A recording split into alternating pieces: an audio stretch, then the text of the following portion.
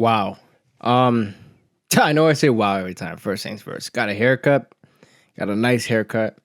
And also, I know I wear a lot of gray shirts. I mean, I had to throw on a top today, so why not wear this for this episode? But as you can tell, OKC got Game 5 back on their home court, taking the lead to 3-2. I know the game is not actually done. There's still a minute and 50 left, but it is a 13-point lead right now. And OKC essentially took control of this game, essentially pretty much from the beginning of the game until the very end. Now, this is not a complete blowout of a game, but it felt like OKC, if anything, should have won this game by way more. But it felt like Indiana could make a comeback. They brought the game back down to 2 points, but then the fourth quarter, turnovers hit them, missed shots hit them, fouling too much also hit them a bit, and Jalen Williams absolutely dominated this game. I feel like he definitely responded from what I said in the past, where I say, what is the consistency outside of Shea? And he showcased it literally the past 3 games. He's been playing very, very well. I mean, 40 points, a 40-point game from J-Dub. On 9 for 12 for the free throw line, 3 for 5 from 3. Very crucial throughout this entire game. He had a steal. He got into foul trouble a bit, but 14 for 15 from the field. He was probably the best player of this game for sure. And obviously Shea, obviously the 31 points stand out there, but he also had 10 assists. Sent his teammates up when necessary. And then Casey Wallace and Eric Wiggins played much better games. Caruso and Casey Wallace both had 3 and 4 steals. Again, the big standout of this game was J-Dub playing very, very well. 40 points for J-Dub. When I've been discrediting him throughout this entire postseason run, where the inconsistencies were showing with both him and Chet Holmgren. And although Chet has shown some inconsistencies on the offensive end, he's still making a presence on the defensive end. And obviously him being a good rebounder out there. Yeah, 11 rebounds, 9 points only though, but 3 blocks, really big. But SGA also had 4 blocks this game. But typical SGA type game. I'm not saying it's a bad thing. 31 points, 13 from 14 from the free throw line. He could have made it. I wish he made a 3-pointer, but he didn't. But he played pretty well this game. But the 10 assists really stands up to me with him. But again, J-Dub played very, very well this game. Now, when we look at the team stats of this game, this is what I expect from this team. Forcing Indiana to have 23 turnovers. This is what I expect from Indiana. From OKC. Just dominating on the defensive end just throughout the entire game, through. I know they lost the third quarter, but dominated on the defensive end the first 2 quarters, limiting to Tyrese Halliburton have 0 points in the first half. And although we will get to the injury obviously happened to him. He had a lower hamstring injury on his left leg or right. I think it was his right leg actually, but a lower hamstring injury, which caused him to not be as an effective player. Something's up with my webcam. Just give me a sec. Okay, that's better. My webcam's sort of flickering back and forth, so I apologize for that. But I'm going to get a new webcam. I tried out my other one for my podcast the other day. It did not really turn out well because the quality was significantly lower from this one. But this one is starting to die on me. My cord is literally breaking. It's not actually broken physically, but it's literally like glitching out every single time I plug it in. And for a few minutes, it just starts making those noises. As you can tell from the Game 3 post-game coverage, I think it was Game 3, that my camera just completely stopped working for the first 20 minutes of the episode or the post-game recap. But I hope this one's probably better. But like I said before, what I expect from OKC, the defensive end is really their big standout out there, just dominating on the defensive end. The best net rating, arguably the best net rating in NBA history, with them being up there with the 96 Bulls and the 2016 Warriors, 2 teams that have won 70-plus games. And they could have won 70-plus games if they didn't just coast the last few games of the season. But again, dominated all throughout this entire game.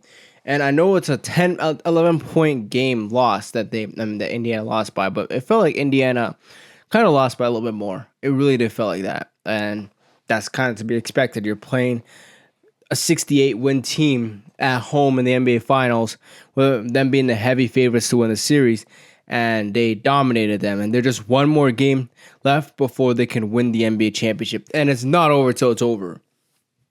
Like Indiana brought it to a 2-point game. It was really a 2-point game, but then miscommunication on the defensive end, misrotation. J-Dub left wide open from 3, and then a forced turnover to Cason Wallace, and he went for a dunk, timeout. They went up by 7 points, and that was essentially when the ball game was pretty much over. It felt like OKC really took cape of that, took hold of it, and just won the game. It really felt this close that Indiana was going to steal this game, but again, the turnovers really hurt them, man. And then obviously OKC, they only made 3-3-pointers last game. They made 14 3-pointers. It's what you're going to ask for, man. Played well in the end. They shot poorly from the field, but again, they shot better from 3. People are obviously going to bring up the free throw situation, but it was only a 2-point difference. They both shot relatively the same from the free throw line. I mean, Pacers shot 24 for 30. OKC shot 26 for 32. And I get it. You know, nobody likes it when SGA gets a lot of free throws. But again, it's a craft. To be an all-time great, to lead your team to a championship, to have that ability to do that at a consistent level, rather than relying on your mid-range game or something like that, you can use your craft to be a good foul baiter. That's a benefit, and that's what SGA's been doing all season long. I mean, that's why he is one of the best scorers of all time. Got to give credit to Chris Paul. You know, he was teammates with Chris Paul as well, so he learned that from Chris Paul, and he's using that to his benefit. That's where SGA just came such a long way, and he might be the best player in the league. I don't know. I think he's still number 2 for me. It's between him and Jokic right now. Now, I'm not discrediting Giannis. I'm really not trying to discredit Giannis, but I can't just leave out what SGA has done this season and say he's not in the argument to be the best player in the world. I think it's a 3-man horse race between him, Joker, and Giannis. Luka was in that situation, but again, he kind of fell off this season. I mean, I don't think it's mainly to do with his fault. It's just the other guys have just rose above him. So it's just really a 3-man discussion between those 3. And it's been that literally all season. Those 3 were the finalists for MVP. And obviously SGA took home the award. And those 3, and when SGA potentially wins this series, which I personally think he might, will take home that argument of them being MVP winners and also them being champions and finals MVP performances. But yeah, SGA, really damn good player. And yeah, man, just not really that much to discuss this game. I mean, TJ McConnell had a really big third quarter in this game where I think he kind of put relief on the Pacers' end, where it felt like there's a sense of hope that they can probably steal this game and go back to Indiana 3-2. But again, the turnovers really hurt them this game. The amount of fouls that they convert. I mean, 25 or 24. I mean, it's a 1-point difference, but I feel like Indiana fouled a lot this game. But you know, OKC still dominate this game. I remember the one clip where Rick Carlo was kind of praising Scott Foster, but then he really got upset at the officials this game, which was just really funny to me. But again, that's just tough, man. That's just tough luck. But again, fast break points. A lot of transition points for OKC's end of things, and that's kind of what really set the momentum for their ends. I mean, get converting off their turnovers.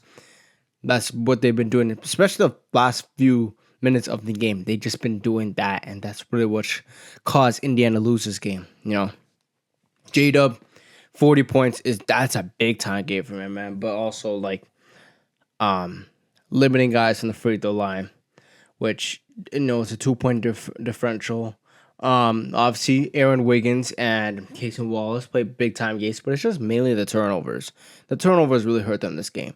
Now, another discussion I wanted to talk about before I really wrap this video up is just, again, like I said before, I'm gonna try to start making my rankings for best NBA Finals team.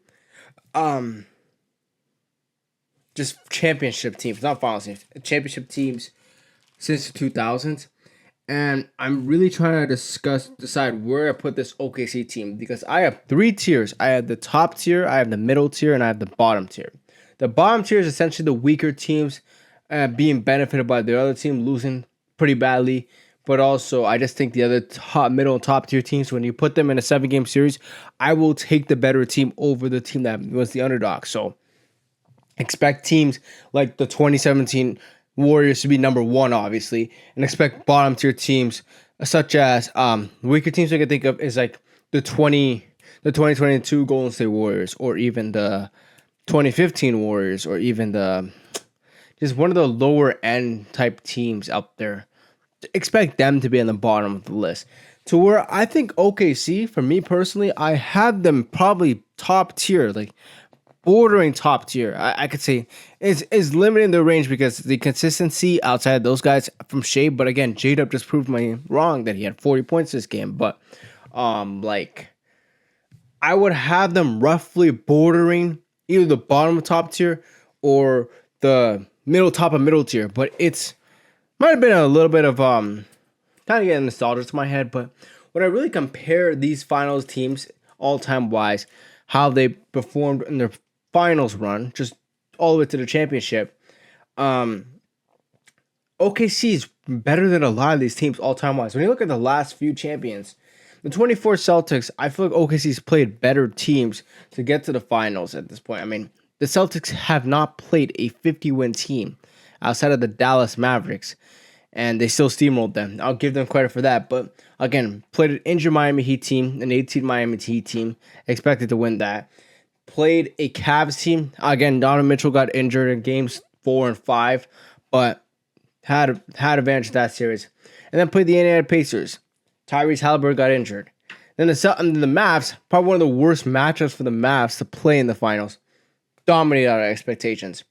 When you look at the 2023 Nuggets, this is get a lot of discussion. They played probably lower end teams that are probably better than what their records say, but the record still proves that they won less than 50 wins. They have not played a 50-win team all throughout that playoff run, even though they're a really damn good team. I just don't think that they're better than the OKC team. The 2022 Warriors, like I said before, I mean, obviously, the reliance on Steph Curry, obviously you have good complementary players that fit well with that team. My problem with that Warriors team is that when we just compare them on the defensive end, yes, Draymond Green is an all-time defender, one of the greatest defenders of all time. Andrew Wiggins, we know how great of a defender he was in that playoff run. But I can't really compare them to this OKC team who ranked number one on the defensive end all season. Dominated, having one of the highest point differentials in NBA history. I can't ignore that. And I feel like this Thunder team has played much better teams than that Warriors team has throughout their entire playoff run. Because that Thunder team has played two 50-win teams. One that was bordering missed 50 wins. I think they won 49 games. Like, the Warriors played the Memphis Grizzlies. Won 50 games as well. Dallas, I think they won 50 wins. And Boston won 50 wins. But again, I just think competition-wise, how OKC got their path to here is what I think is probably more impressive than what the Warriors on the Warriors team. It's still pretty decent. I just don't think they're on the level of the Thunder team. The 2021 Bucks. As much as I really do like that team, I can't really ignore what happened. I mean, the context in the Nets series really showcased that. And then the 2020 Lakers, which I want to make a video on that specific team in the future, but I do have my issues with that team. But they're still a really damn good team. I will discuss that in a near future video, probably after the NBA Finals comes up. But I've had so many issues with that team, especially this modern year. 2019 Raptors. That's where you can discuss. That's where competition really starts, because outside of the final situation with the Raptors team, they've just played really damn well in the Eastern Conference. That's one of the best Eastern Conference of all time. With, obviously Orlando was Orlando. That was an experienced Magic team, but then they played a really damn good Philadelphia 76ers team with obviously Embiid, Ben Simmons, Jimmy Butler, Tobias Harris. That core, that was probably the best team they've seen all finals run. It was one of those two teams that were going to win the championship, and led to the Raptors winning on a buzzer beater shot. So that's a really damn good team. Then the Milwaukee Bucks series, they were down 2-0, and they still won the series due to not just Kawhi Leonard. Now, I don't want to say this is a super high reliance on Kawhi Leonard. And this is kind of the same thing with the Thunder series, but ultimately also their defense. Their defense, man. Their defense is a big thing. Coach, and I think probably Nick Nurse is a better coach than Mark Dagnott. And obviously Kawhi Leonard, the superstar factor of him. I mean, him and Shea, in my personal opinion, are like relatively the same in terms of where they ranked in the league at those two specific times of the league. But obviously, Pascal Siakam, J-Dub, Kyle Lowry, Chet Holmgren, pretty much like those comparisons. I would say those two teams are actually relatively similar. It's just obviously the offensive consistency. I think I trust OKC a little bit more on the offensive end, but obviously the defensive end was just big time things with that specific team. And then you look at the 2018-2017 Warriors. I don't really need to say more. I mean, as much as I really do prefer this OKC team, I could debate them with the 2018 Warriors. I can't ignore that team. That's still the same core that completely swept the NBA literally in the 2017 season. Like, they completely dominated those last two seasons. So yeah, man. Like, I'm really going to go really more in depth with my ranking. Gonna make that. I'm going to make a Finals MVP ranking and potentially an MVP season ranking, where expect SGA to be relatively high on both of those rankings. If he wins the championship and the Finals MVP, MVP is going to be relatively high as well. I mean, that's one of the best guard seasons of all time. But yeah, man, expect some big things in the future. I know this is not really a full discussion of this game, but there's not really much to see. I mean, just say OKC dominated this game. Jalen Williams really shut me down. I was wrong about him. He was really, really good. I'm not just saying he was just really, really good because of this game. I can't ignore what he's not done the past two games before this game and say he's played bad. He's played really damn well, man, and I criminally underrated him. And I'm sorry about that. I'm really sorry about that. But yeah, man, good player. Really damn good player. But yeah. They also ran a bit of Tony Bradley minutes, which is very interesting. I know you don't have any better options, and like I said before, I said you should go small ball, but I mean you needed to put a big in the game with Isaiah Hartenstein to match the physicality. So I understand that approach. That being said, just go small. Just go small. Both of your centers are not very good NBA players, and that's what lost you the game. But anyways, guys, thank you so much for watching this video. Why did Ben Shepherd only get 6 minutes? Interesting. Very interesting. But yeah, man, that's going to be it for this video. Take care, guys. And we'll see you guys for Game 6 on Thursday. And I'm praying. I know episode 2 of the MC podcast. Go watch episode 1. I'll leave that in the link in the description below. But go watch episode 1 of the podcast. And I'm praying that after the podcast release for episode 2 of the MC podcast with MC, that we will get a Game 7 of this series. I'm praying for that. I'm craving for a Game 7 finals. So yeah, take guys, and I'll see you guys on the next one. We out.